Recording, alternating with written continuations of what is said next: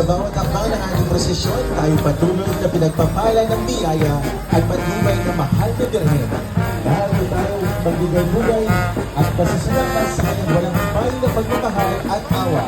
Maraming salamat po sa inyong pakikisama at pagdalo